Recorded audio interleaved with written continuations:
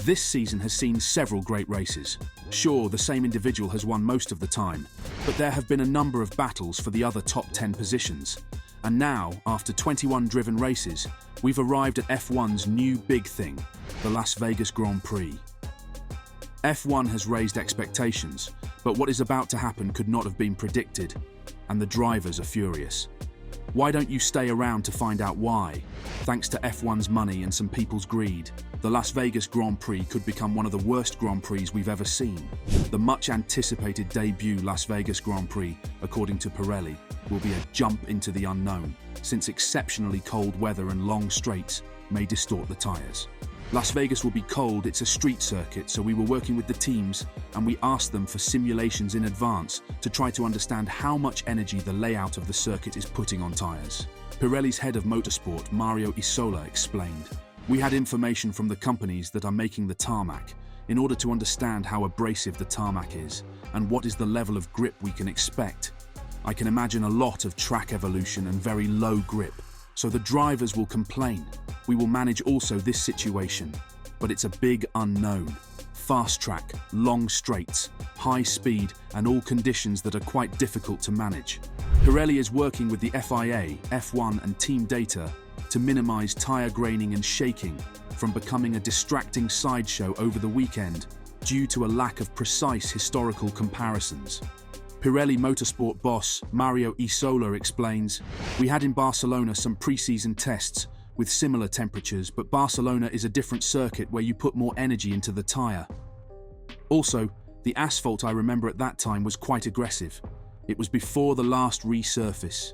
So in Las Vegas, I believe we're going to find it quite a unique situation compared to our historical data. Because of the lap's long straights, there will be extensive periods when very little energy is applied to the tyre's surface. There are no braking zones or lateral forces to contend about. Because of this, the environmental conditions will be able to minimize the exterior temperature. Previously, tyres cooled by more than 30 degrees during the last sector in Baku, which may be the closest equivalent in terms of track layout. In addition, like in Azerbaijan, the bulk temperature inside the tyre will be substantially higher because the Pirellis will be rotating at speeds over 200 mph. If the tyres are not suitable for the turns, the cars will oversteer or understeer. When the tyre drags across the top of the abrasive, more road car biased tarmac, surface tears and rips will form. In addition, the lack of warmth will lengthen braking zones and increase the likelihood of lockups. Are we able to keep the temperature in the tyre? Isola says. These factors could generate some graining.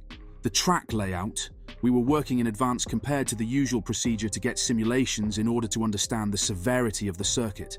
And it's confirmed that the circuit is high speed, but is a low severity in terms of corners, because you don't have like in Silverstone high-speed corners where you put a lot of energy. The tarmac is not completely a road tarmac, but should be quite low roughness. So tarmac roughness, layout and colder temperature means that we are not generating a lot of heat into the tyre. That means that you cool down the tyre in the long straight. Downforce and ride heights, as well as suspension softness and tyre pressures, are all aspects that influence car setup. Non-physical components, such as engine deployment maps or brake balancing requirements, can be incorporated as well, and the teams will have to estimate all of these parameters for Las Vegas. Vegas, according to Max Verstappen, is more for the show than the racing. First of all, I think we are there more for the show than the racing itself if you look at the layout of the track. But you know, I'm actually not that into it.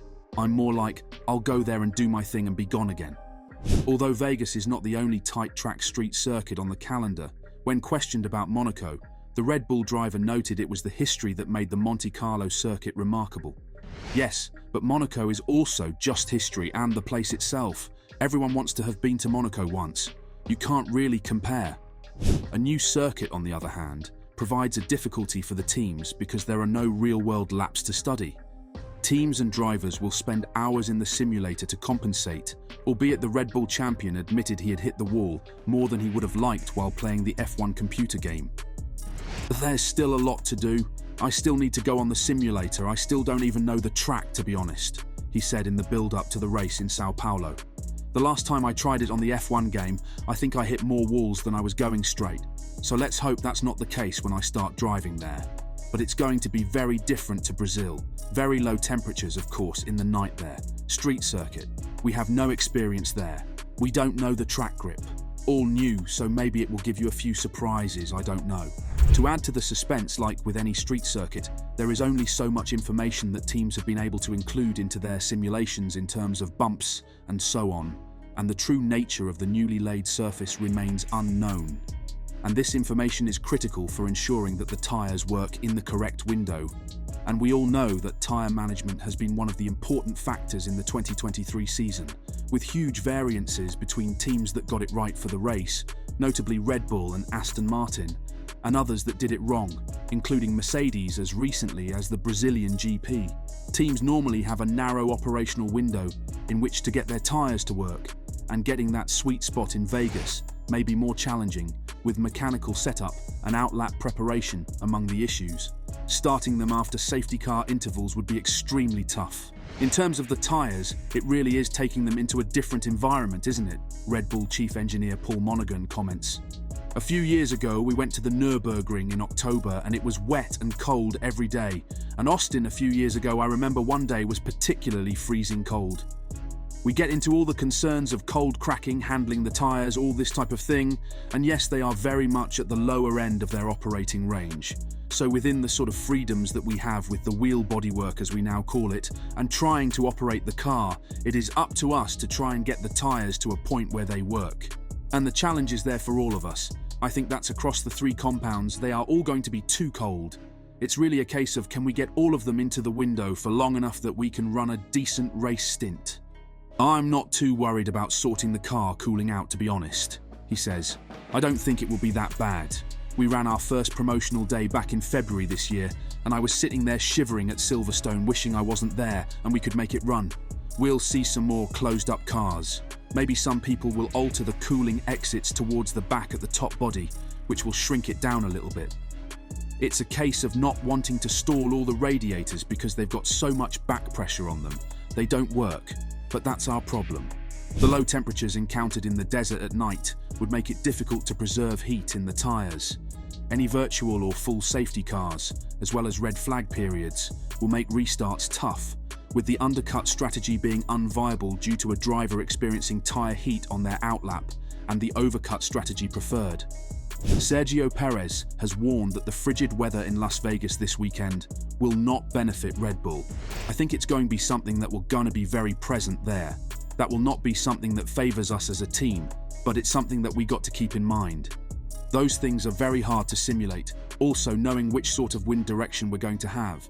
Simulators these days, there is so much they can do and so much you can base on them, but I think it's more the knowledge we will have on that sort of things.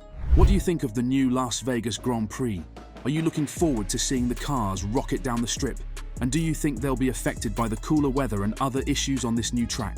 Please let us know in the comments.